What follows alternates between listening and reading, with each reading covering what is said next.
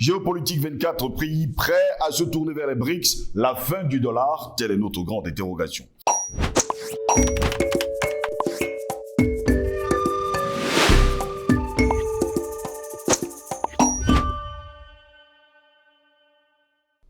Mesdames, Messieurs, bonjour. Nous sommes le 10 mai de l'an de grâce 2023. Bienvenue à toutes et à tous à cette autre édition de Parole panafricaniste. La liste d'attente est loin d'être exhaustive à la porte des BRICS. Plusieurs pays du globe sont séduits par l'idée d'une nouvelle monnaie pour les échanges dans le commerce mondial, telle que prônée par le groupe des pays émergents, Brésil, Russie, Inde, Chine et Afrique du Sud. Au total, 24 pays sont prêts à accepter à échanger avec la monnaie des BRICS lors de son lancement sur la scène internationale.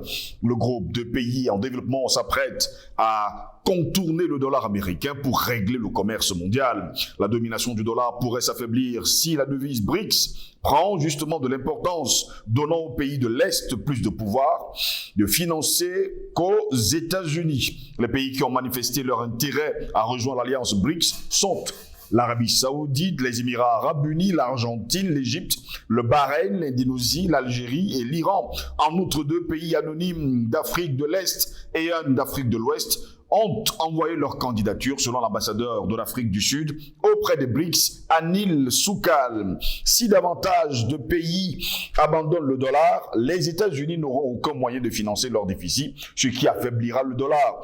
Cela pourrait faire en tout cas en sorte que la monnaie BRICS, ce qui sera bientôt publié, gagne en importance dans le nouvel ordre financier mondial. Ces nations qui ont émis la volonté de rejoindre les BRICS veulent s'éloigner du dollar et mettre fin à la suprématie financière américaine. Eh bien, mesdames, messieurs, le dollar s'accompagne d'un risque d'endettement qui pourrait faire des ravages sur les monnaies locales si les États-Unis entraient en récession. Et ça, tout le monde le sait.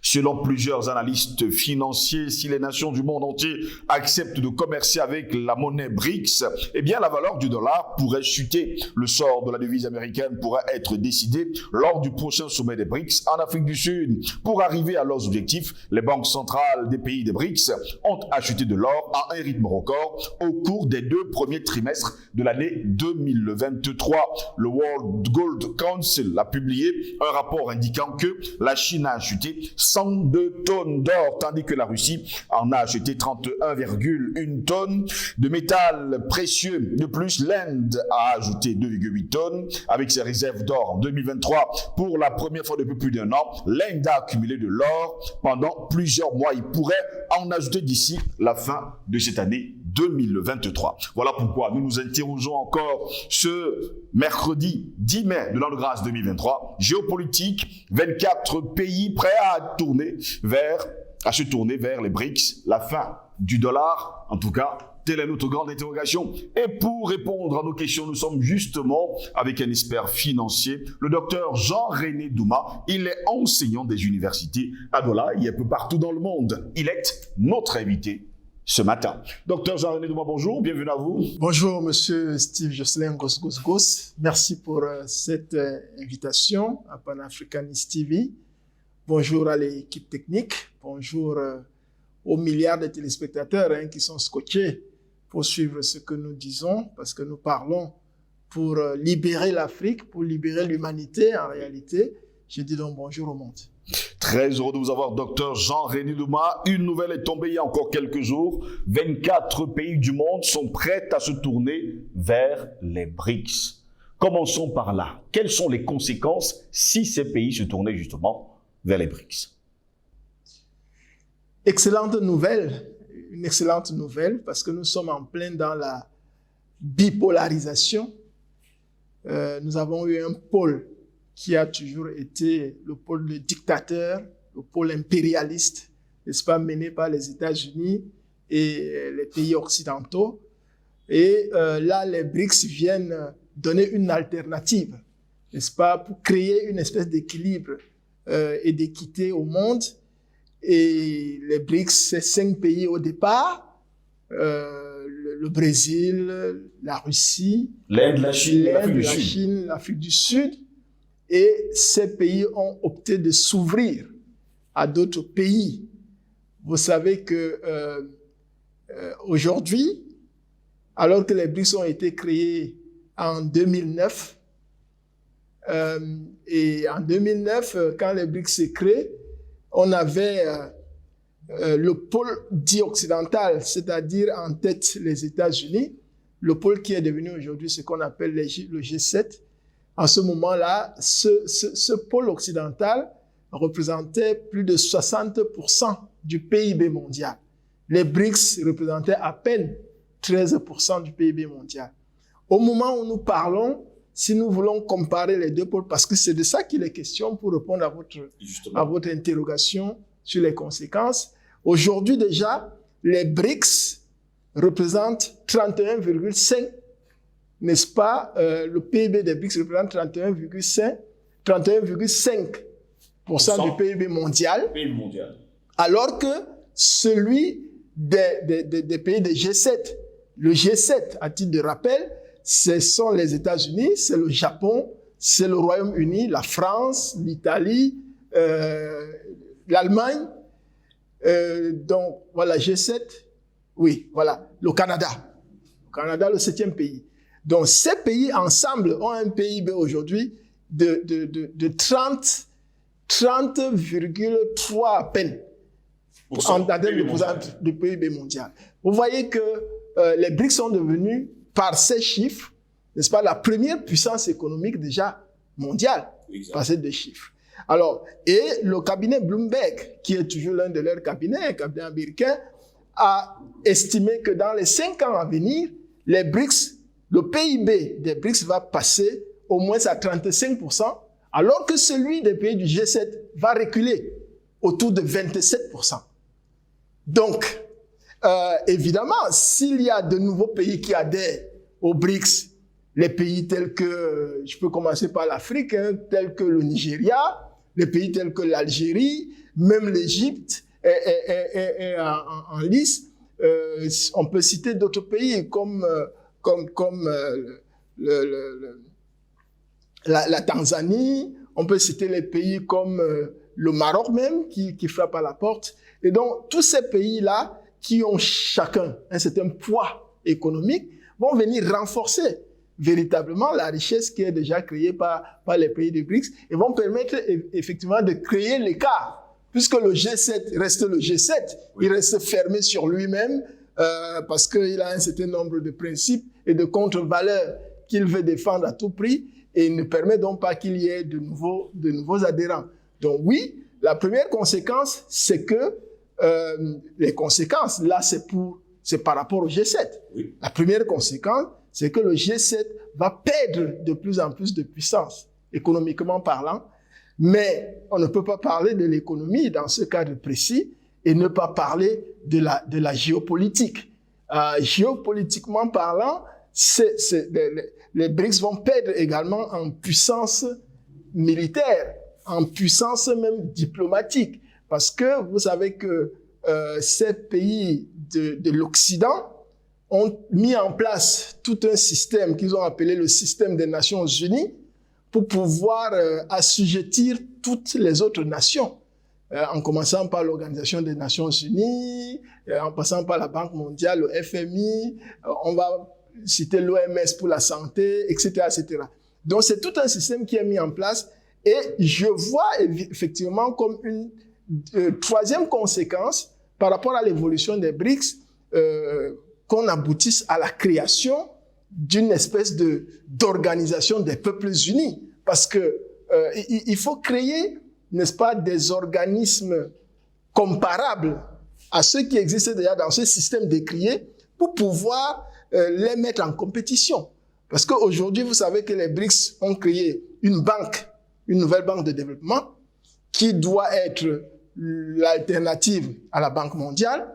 Les BRICS ont créé un fonds de réserve d'urgence qui doit être une alternative au FMI et continuent donc dans cette lancée.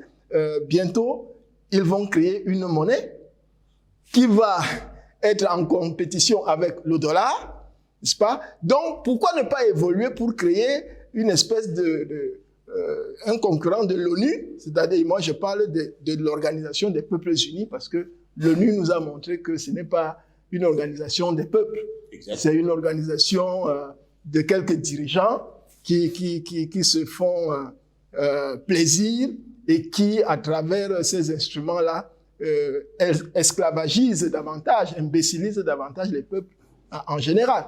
Donc, il faut créer des conditions pour que ce pôle-là soit de moins en moins, de plus en plus fragilisé, afin que il y ait un pôle qui tient en compte les intérêts, n'est-ce pas, des autres peuples, qui respecte les autres peuples, qui respecte les valeurs de l'humanité, parce que, vous savez, la Russie, la Chine et tout ça, ce sont des pays qui reconnaissent qu'il y a un être suprême, qui a créé tout le monde et tout ce qui s'y trouve, et que, par exemple, pour faire des enfants, il faut que ce soit un homme et une femme.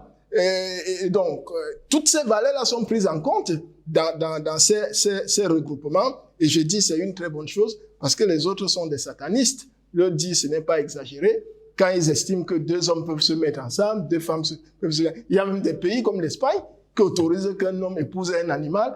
Vous voyez bien qu'on est là dans des schémas vraiment inimaginables.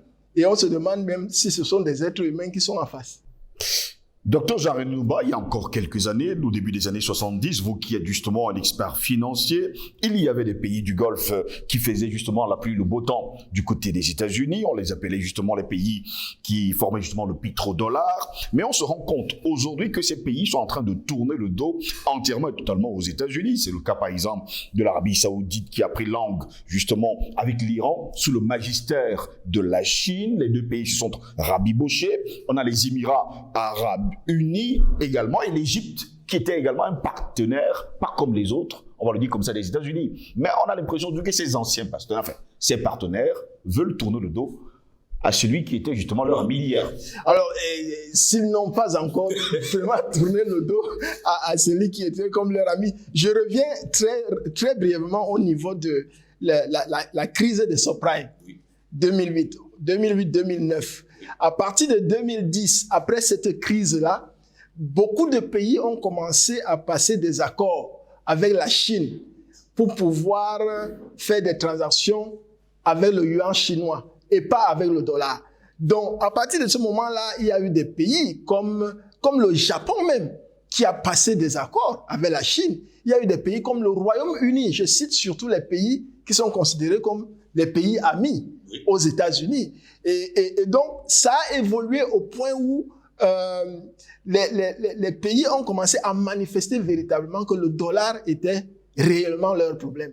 Mais on le leur avait déjà dit. Vous savez qu'il y a un secrétaire d'État américain qui avait déclaré que le dollar est leur monnaie, mais le problème des autres. Donc là, ils ont commencé à comprendre véritablement que c'était un réel problème. Parce que, monsieur Steve Goss, peut-être pour nos téléspectateurs, les États-Unis, avec le dollar, ont tout fait pour maintenir leur hégémonie dans le monde. Parce que c'est le seul pays qui tourne la planche à billets pour ravitailler tous les autres pays dans le monde, parce que le dollar avait été déclaré comme étant la monnaie de réserve mondiale, donc la monnaie de référence mondiale aussi. Toutes les transactions se faisaient pratiquement en dollars. En tant que monnaie de réserve mondiale, tous les pays étaient tenus d'avoir leurs réserves de devises en dollars, c'est-à-dire d'ouvrir des comptes aux États-Unis pour pouvoir approvisionner ces comptes en dollars. Et donc, ça signifie que les États-Unis, à tout moment, peuvent influencer non seulement la valeur du dollar, c'est-à-dire le pouvoir d'achat d'un pays étranger qui utilise le dollar, mais également peuvent décider de geler les avoirs d'un État, juste parce que ces avoirs sont en dollars. Oui. Donc, c'est extrêmement grave, sans compter que lorsque vous avez un certain nombre de réserves, par exemple aux États-Unis, auprès de la Fed, les États-Unis vous proposent qu'on les convertisse en bons de trésor américains qui ne sont pas rémunérés du tout, vous donnant l'impression qu'ils vous donnent la garantie que vos réserves sont bien préservées. Donc, c'est une supercherie qui a été, on va dire, découverte, et les pays, dont les différents pays, et notamment les pays du Golfe, c'est-à-dire l'Arabie Saoudite par exemple, qui aurait cru que l'Arabie Saoudite pouvait décider un jour de ne plus vendre son pétrole en dollars. Et c'est ce qui a été fait. Les pays comme le Brésil qui décident subitement de ne plus faire un certain nombre de transactions commerciales en dollars, les Émirats arabes unis qui décident. Vous savez que Saddam Hussein a été assassiné aussi parce qu'il avait décidé de ne plus vendre le pétrole irakien en dollars. Donc l'Iran qui dédollarise, qui passe des accords avec la Chine, avec la Russie, avec les pays comme l'Arabie Saoudite, la réconciliation qui a eu lieu grâce à la médiation chinoise. Mais ce sont des actes qui bouleversent véritablement l'ordre mondial, mais renforcent plutôt le deuxième pôle qui est en train de se dessiner, c'est-à-dire le pôle des BRICS et des pays qui sont pour l'humanité, pour la justice, pour l'équité et pour la conservation des valeurs de l'humanité, en fait. Donc, voilà, en fait, il n'y a pas d'amis dans les affaires. Et ces pays sont en train de prouver aux États-Unis que dans les affaires, il n'y a pas d'amis. On va voir le profit. Il n'y a que des intérêts, on voit le profit. Parce que si les États-Unis sont restés la première puissance mondiale jusqu'à il y a quelque temps encore, parce qu'ils ne le sont plus, ça même ce sont les Américains, même des spécialistes américains qui le disent, ils ne le sont plus. S'ils ont plus de 850 bases militaires éparpillées dans le monde, qu'ils entretiennent grâce au dollar, s'ils peuvent tourner la planche à billets à leur guise, et les 2 dernières années, ils ont produit plus de 50% de dollars en circulation que depuis la création du dollar. Vous imaginez ça pour financer les guerres, comme par exemple l'opération spéciale en Ukraine, et puis donner l'impression aux Américains que tout va bien. Alors qu'en réalité, il y a des analystes qui annoncent la récession même en juin, là, dans quelques temps seulement, la récession aux États-Unis. Hier encore, j'ai reçu un certain nombre d'informations qui annonçaient le rachat d'une banque qui a mis la clé sur l'opération. La banque a été rachetée par JP Morgan. Voyez. Donc, c'est la 4e banque américaine qui, en réalité, fait faillite. Et ce n'est qu'un début. Donc, nous sommes là dans un schéma où il faut accélérer cette chute de l'hégémonie américaine.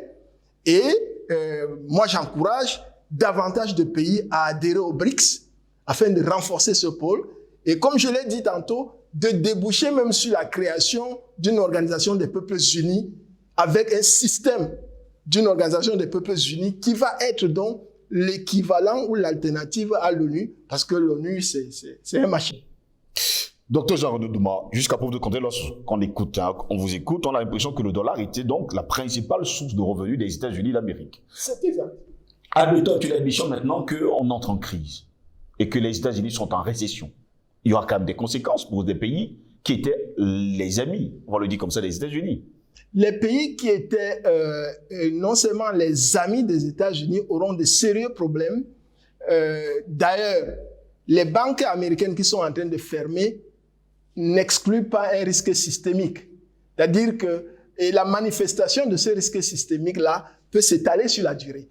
Il y a des banques qui vont fermer dans 1 an, dans 2 ans, même dans 3 ans, jusqu'au niveau de l'Afrique. Il y a des banques qui vont fermer à cause de ce qui se passe aujourd'hui aux États-Unis. Il y a un effet boomerang? Oui, il y aura un effet boomerang. Il y aura un effet boomerang, ça c'est certain. Alors, il y a des pays qui ne sont pas des amis des États-Unis. Ce sont d'abord les BRICS, notamment la Chine, la Russie en tête. Ce qui a énervé la Russie, c'était évidemment les sanctions qui avaient été prises, puisque le système des Nations Unies, c'est des sanctions à tout vent. Dès qu'ils ne sont pas d'accord avec vous, ils vous sanctionnent.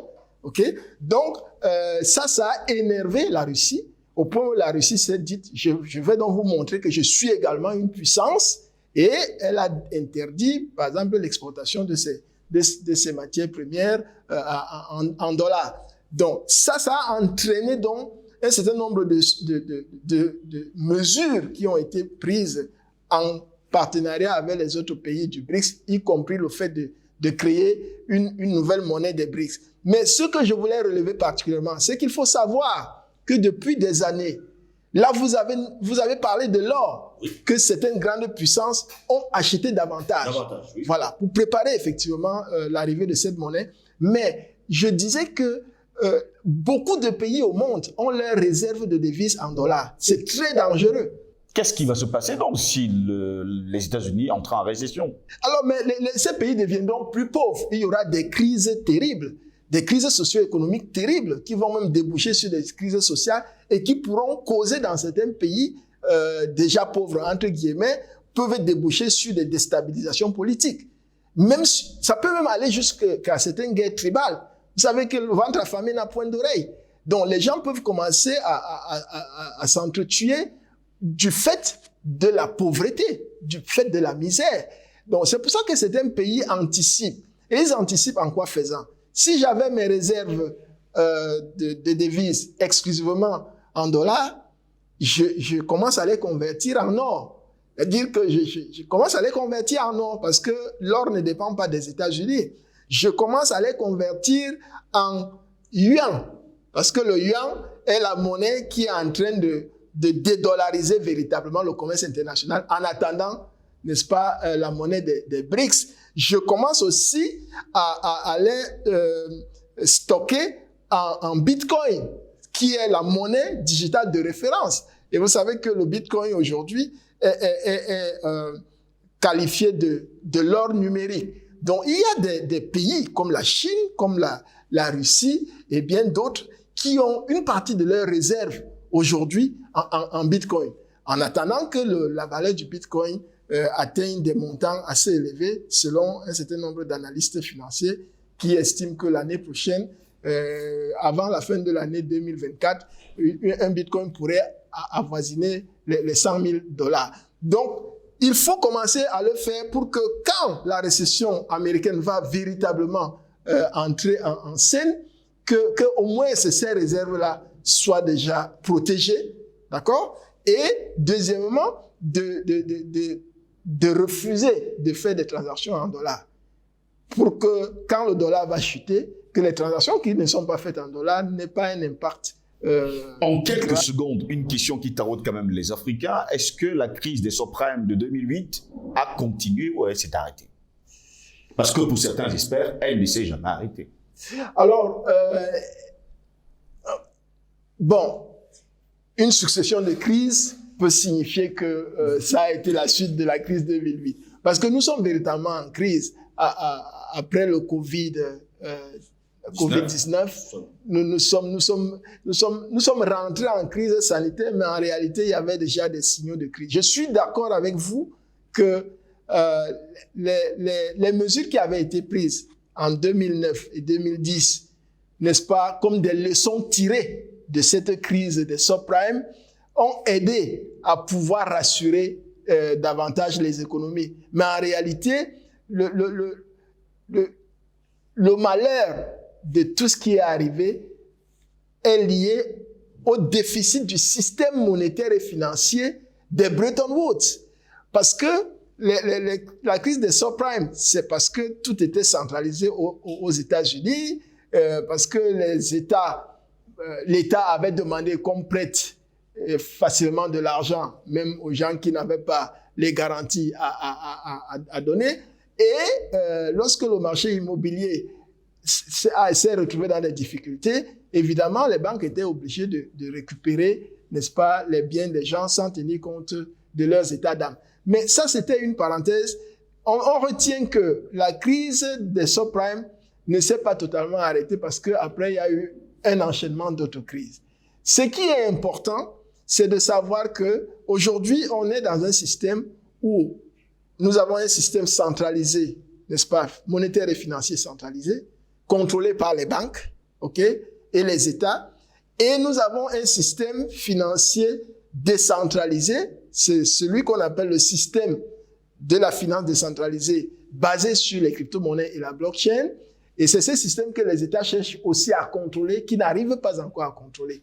Donc, ce qui arrive en termes de crise est lié au fait que le système centralisé des banques a montré ses limites. Et si on continue comme ça, comme il est basé sur l'endettement, il est basé sur les taux d'intérêt, il est basé sur les coûts de crédit, il est basé sur les taux de change, tant que nous continuons comme ça, le résultat, ce sera l'inflation, ce sera la récession et à un moment donné, on va assister à un effondrement du système. Mais la bonne nouvelle, c'est que le système décentralisé est venu attirer l'attention sur le fait que trop de pouvoir tue le pouvoir. Et donc, on espère qu'avec les monnaies digitales, il y aura un certain équilibre qui va se créer entre les deux systèmes.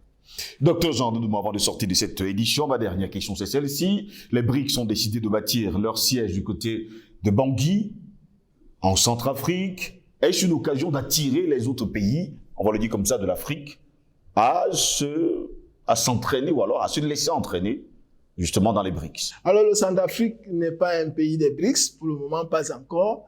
Et donc, le choix du Centrafrique pour abriter le siège des BRICS en Afrique centrale, à mon avis, est un choix très stratégique. Et même, je dis même géostratégique, parce que ce siège-là a amené avec lui un certain nombre de préalables. Je pense que la représentation des BRICS en Afrique centrale, et même pas seulement, hein, puisque il paraît que c'est aussi la représentation pour l'Afrique de l'Ouest, en attendant que les choses soient plus claires du côté de l'Afrique de l'Ouest, donne des avantages à tous les pays de cette région-là. Des avantages, par exemple, non seulement d'adhésion, mais des avantages de passer des partenariats sur le plan même d'abord diplomatique et sécuritaire, parce que si on n'a pas la sécurité, si on n'a pas créé des conditions pour pouvoir avoir la souveraineté de nos différents territoires, nous ne pouvons pas parler du développement, encore moins de l'économie. Donc, les BRICS, la présence des BRICS doit encourager les pays africains qui n'ont pas encore compris que c'est une opportunité de renforcer nos différentes puissances militaro-diplomatiques, de pouvoir le faire, de passer des accords avec les Russes, avec les BRICS, cette fois-ci même, c'est même plus ouvert, avec les BRICS, pour que même si on n'a pas été retenu comme étant un membre de l'alliance des BRICS, mais qu'au moins on soit un partenaire de cette alliance des BRICS qui s'est mise en place. Parce que, comme nous l'avons dit sur ce plateau, et beaucoup l'ont dit sur d'autres médias,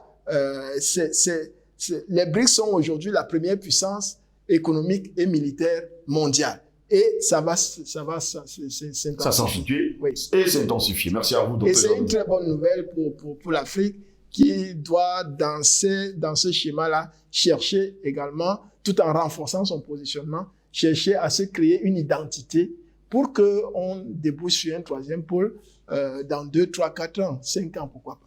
Merci à vous, docteur Jean Ndouma. Merci à vous de m'avoir invité. Mesdames, Messieurs, c'est ici que s'achève cette édition de Parole panafricaniste. Restez sur nos pages. Vous connaissez d'ailleurs nos plateformes numériques, Facebook, YouTube, Instagram, et sans oublier TikTok. Partagez, likez, et surtout, n'oubliez pas, il faut faire connaître Panafricanist TV de par le monde. Bonne journée à toutes et à tous.